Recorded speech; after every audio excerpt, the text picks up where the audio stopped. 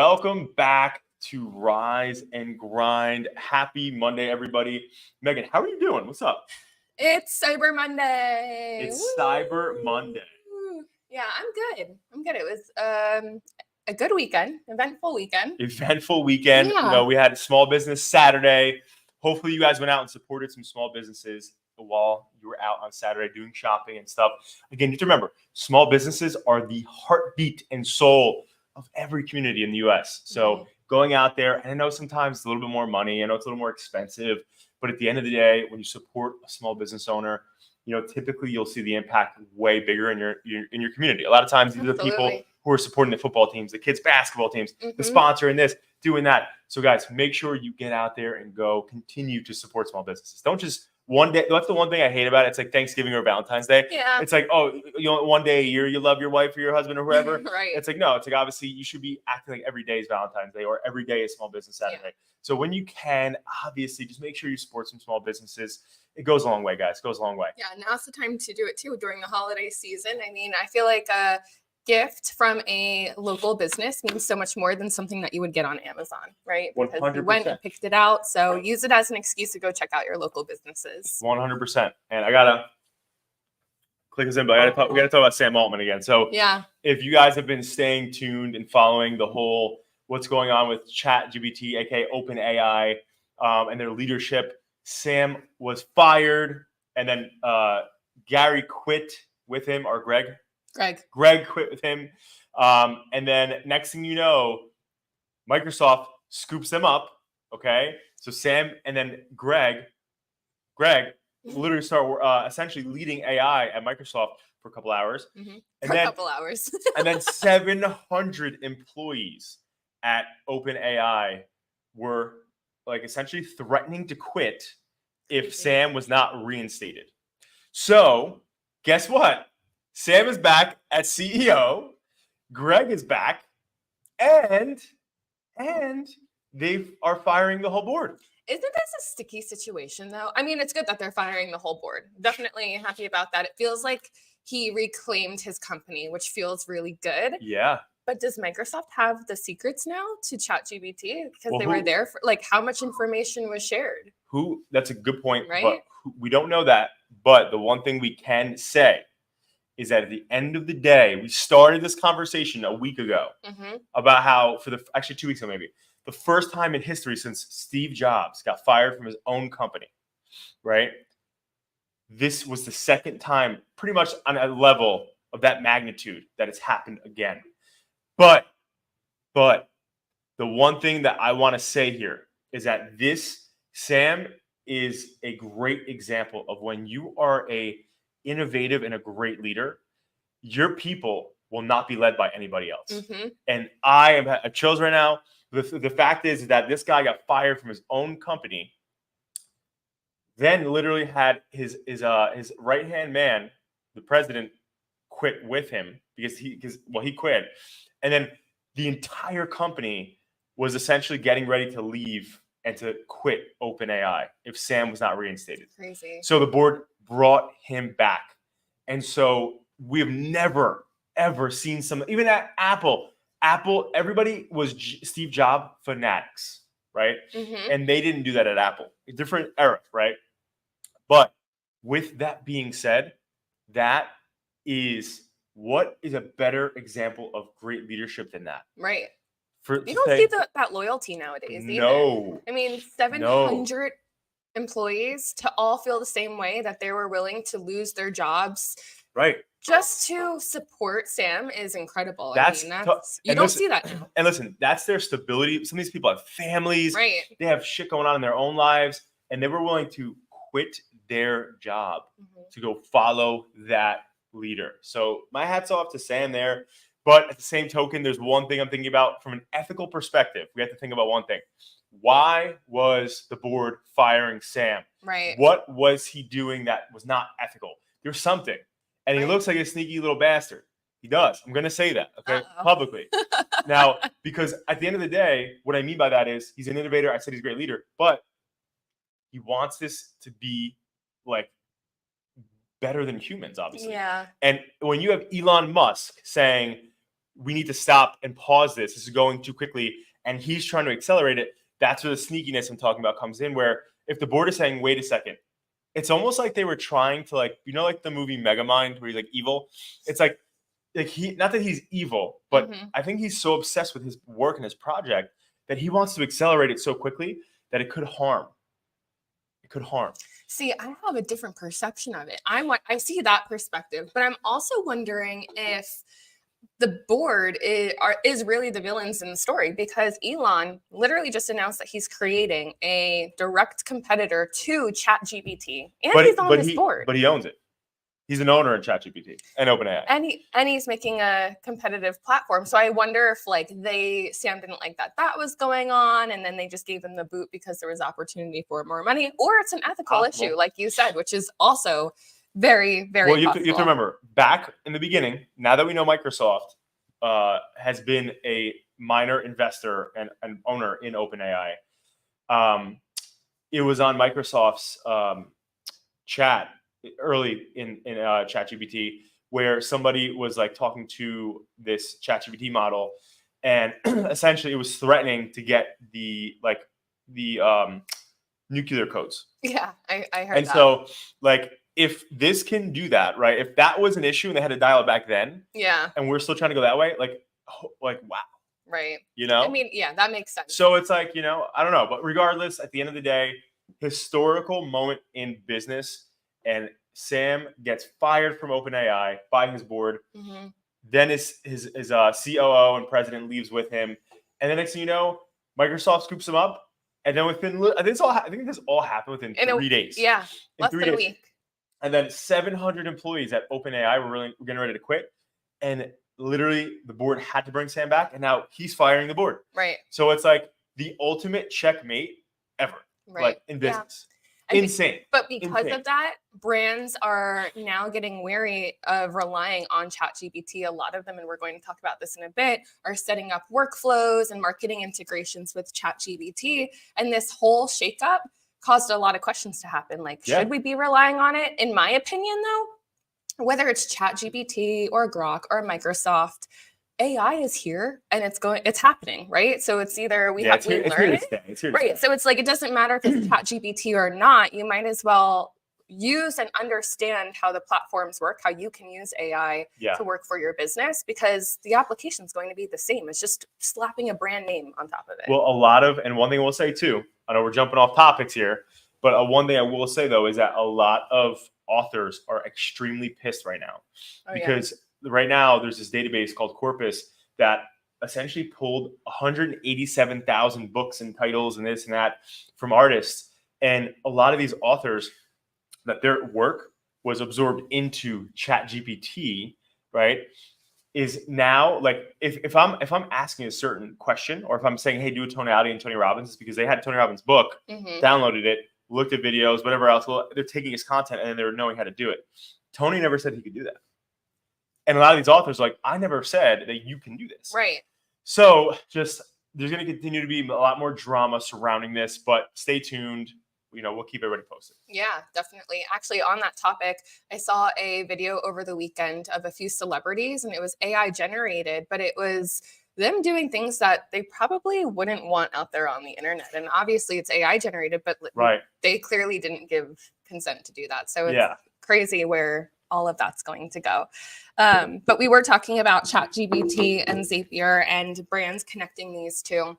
And this is something that is incredibly powerful because ChatGPT has the power to do anything. Your input is your output. Totally. And Zapier is a third-party integration, right? So there's a lot of ways that you can be using that for your business.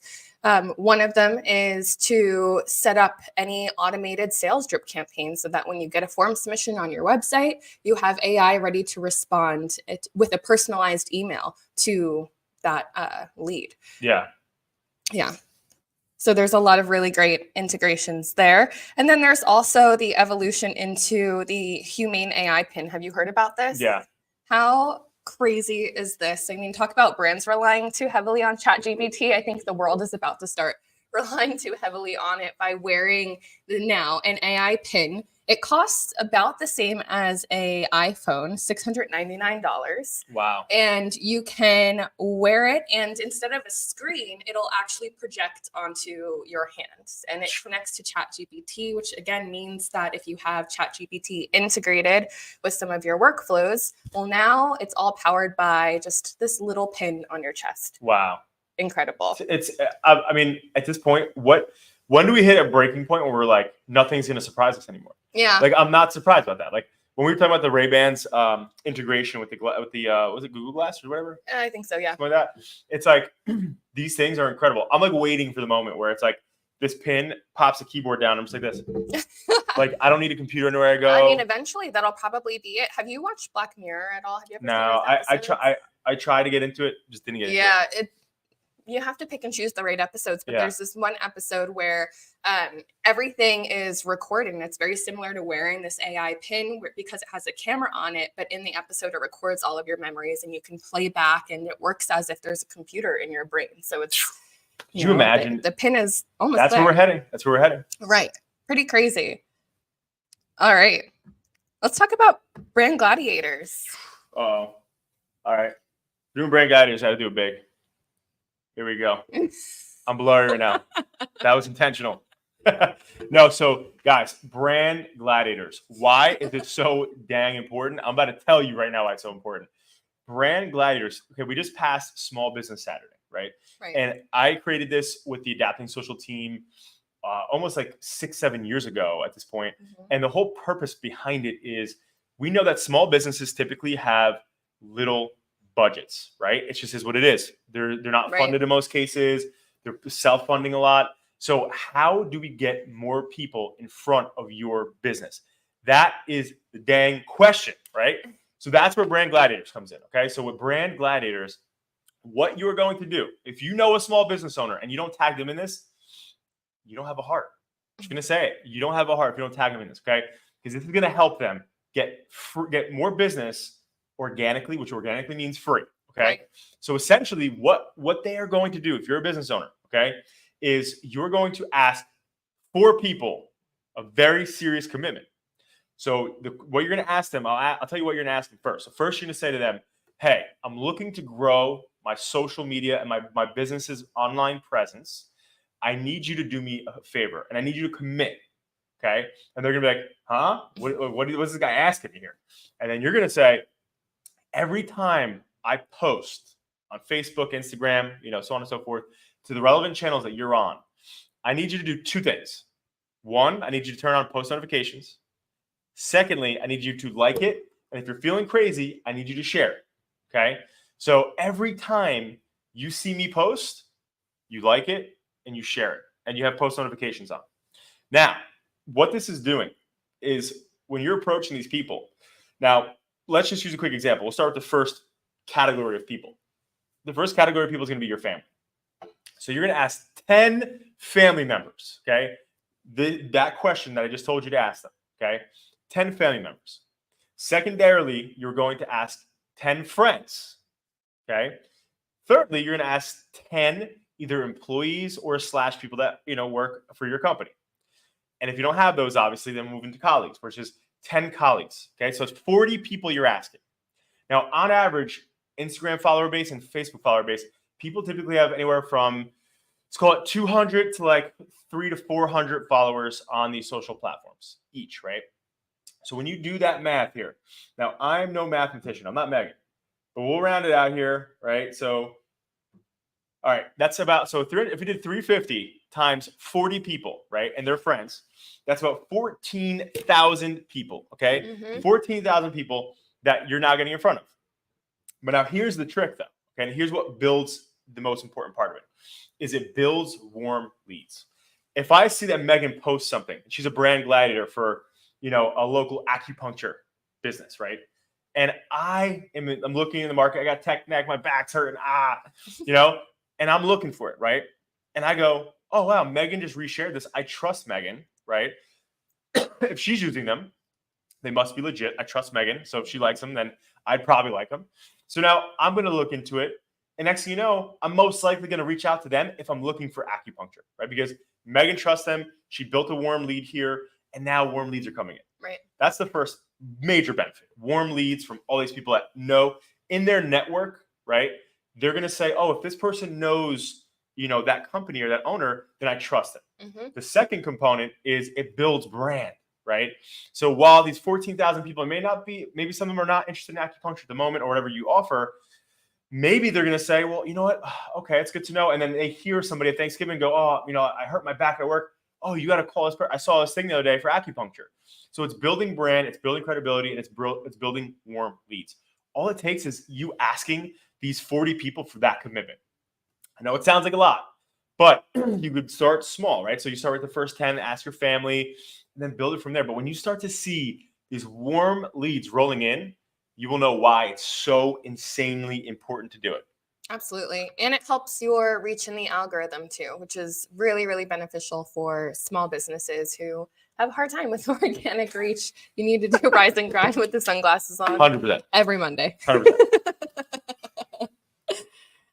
All right. Awesome. And we had the social content strategies that you were mentioning as well. All right. So first things first, people want to win on social media, but they keep posting boring shit. Guys, you can't do it. No. It's taboo. You can't do it. Okay. At the end of the day, people are on social media because they want to be entertained, they want to be educated, they want to have fun, and they want to like essentially get out of their heads for a little while. They scroll aimlessly. They want to get out of the worries of their normal day-to-day life. That's why you scroll, right? So at the end of the day, you have to create great content that is going to do that, entertain, educate, and help them escape life for a little bit, right? Sad as that sounds, it's the truth. So with that said, content bucket number one, personality behind your business and your brand, right? People want to see the behind the scenes. They want to see you be funny. They want to see you go through the things you're going through. They want to laugh a little bit, but they also want to see some failure. And that sucks to say, but they want to see authenticity. They want to see reality. They don't want to just see you always winning. Everything is all great. It's relatability, right? It's exactly. all about relatability. 100%. So first things first, it's behind the scenes relatability. Secondly, right, we want to see, and I think this is important, is get more people in your content, right? So during COVID, I was telling everybody, guys, go to local small businesses, get them on your social channels, feature them, go show, people in your town, in the small business areas, blah, blah, blah. Get influencers in your local communities on your social media, right? That's important. Because now if somebody sees you with the mayor, hopefully people like the mayor, but if somebody sees you with the mayor and they're like, damn, Megan's rubbing shoulders with the mayor, that's really cool. And then they're most likely going to reshare it being the mayor. And now all the mayor's contacts see you, right? Win, win, win. So ultimately get local influencers. I'm not saying, famous people, I'm saying local people who everyone knows, business owners, whatever, on your content. And then thirdly is important. It's where you start to talk about how you give back. People live in a world now where they want to see mission, passion, purpose. They don't just want to be in a position where they're just seeing you do business and commerce and winning. Like, show the part of your business where you give back, a little charity, your social responsibility, the things you care about, but make it relevant. Don't get too woke where you find yourself in a bad position. Right. But just be relevant. The things that you care about that are charitable, bring to the forefront. People care about that stuff. Yeah. It has to align with your business or what you're passionate about too. Yeah. All right. We're just reading up on some comments that are coming in here. It's so great to see everybody up and awake with us and getting after it. Sean, exactly. Sean, good comment there, because at the end of the day, can you cast that on the screen real quick? Pop that on the screen for us, Megs. Yes, I sure can. There we go. So my guy Sean here says, quid pro quo. Actually, you read it. I can't see. All right. Quid pro quo. Let me know who I can help. They can help me in return. Brand Gladiator Group. Let's go. So Sean, we're gonna start one together. All right. I'm gonna see Sean actually today later.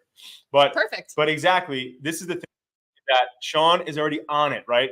Reach out to people who are in colleagues. If you're going crazy in Brand Gladiator, you can pull it out. But if you're going crazy in Brand Gladiator, one of the things that I always recommend is make some new friends that you don't know. For the past 8 years, I've literally went on LinkedIn every day, and the people who message the living shit out of me, which again, to this day, if you LinkedIn message me, in most cases, I'm not going to answer unless I see some sort of synergy, right?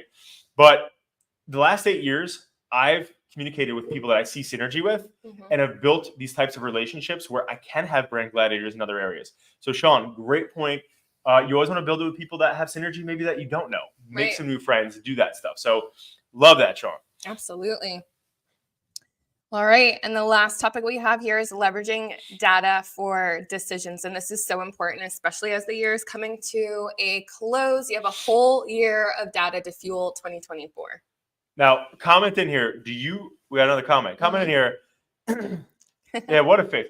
Comment in here. We're either, do you guys call it data or you call it data? Let's figure it out. It sounds more like dad or data. I say data. You do? Yeah. Oh, I say data. Yeah, Wow. Data. She says D-A-D-A. She says data. I say data, but let's see what you guys say. Let's put that in. It's funny because it's spelled the same way. So if you are commenting in, try to, Johnny calls over enunciate. Johnny calls me dad. But anyway, so 3 big things. One thing I just want to say, guys, is that so many over the years when I've met with some of the biggest companies we work with in the world to just small businesses, most people don't know how to use their data, right? And the thing about that is that if you don't have data, you can't make better decisions, right?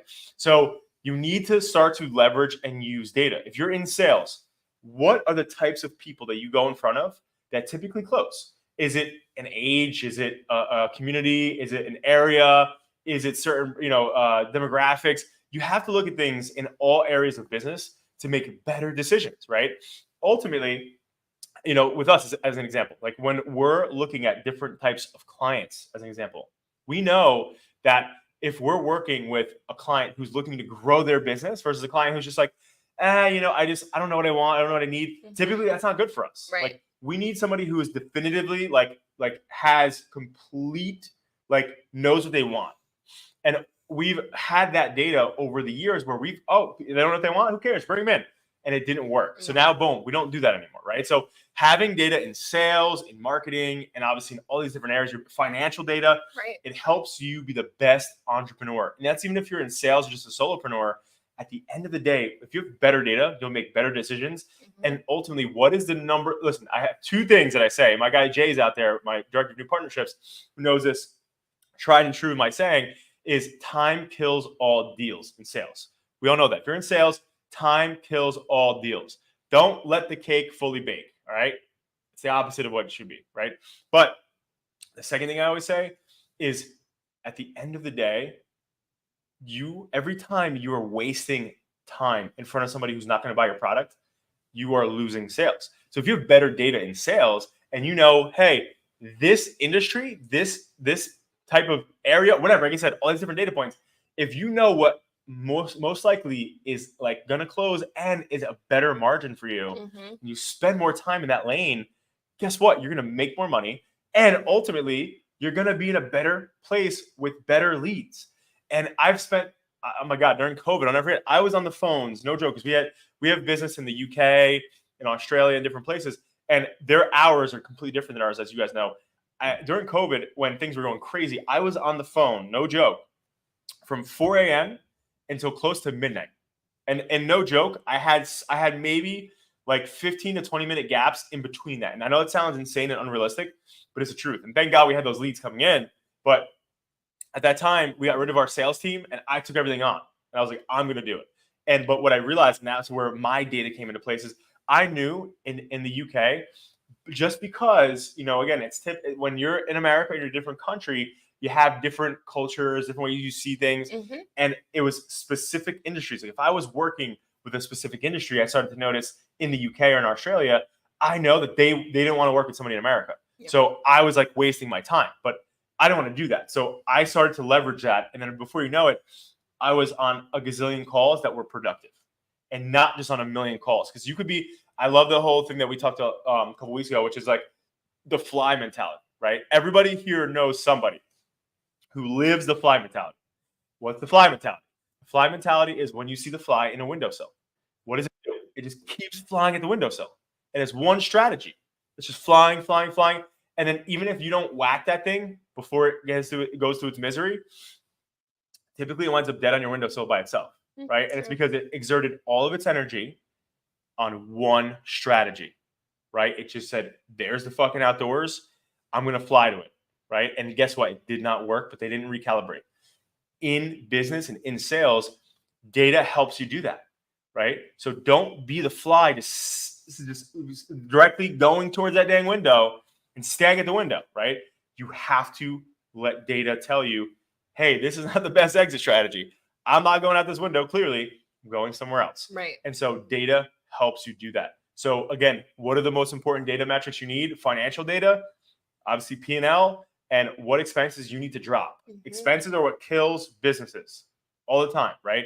If, cash flow is the blood of a business, expenses is bleeding. That's why people say, I'm bleeding. I'm bleeding money, right? Because the cash flow, blood flow is leaving the freaking business. So again, expenses, super, super important. Always know your expenses intimately. Secondly, outside of financial, is sales data. Where are your best customers? Where do they live? What do they look like? What makes them tick? And what do they want? What are your competitors doing? Having all that data is really important. And now lastly is, of course, making sure your internal team data and processes, right? What is working? What is not working? What is helping you grow? What is not helping you grow? At the end of the day, these are things that help you build a business that is successful and continues to be successful. Because guys, at the end of the freaking day, success is not a destination, unfortunately. That's why you see Toys R Us goes out of business. They were giants, right? You see Blockbuster go out of business. They were super successful, right? But success is not a destination. It is a continuum, right? It's an endless mountaintop that is not going to stop. So you have to wake up every single day and you have to make the business and what you're doing, your team, everybody around you, successful and set them up for success. It's up to you. But with that said, that's all we got. That's all we That's got. all she wrote, guys. I hope everybody has a fantastic Monday. We dropped some good bombs here today, some good golden nuggets. So again, like, share, subscribe. You can check this out on YouTube, LinkedIn, Facebook, X. I almost said Twitter. But you can check this out anywhere. If you know a business owner or if you're a business owner and you want to get all these different tips, what we're doing, obviously what's evolving in trends in the business world for brand, business growth, things like that, like, share, and subscribe, guys. So thank you for watching. And listen, business is hard. Keeping up with the data, keeping up with the trends is hard. That's what we got your back for. So happy Monday, guys. We'll see you. Happy Monday.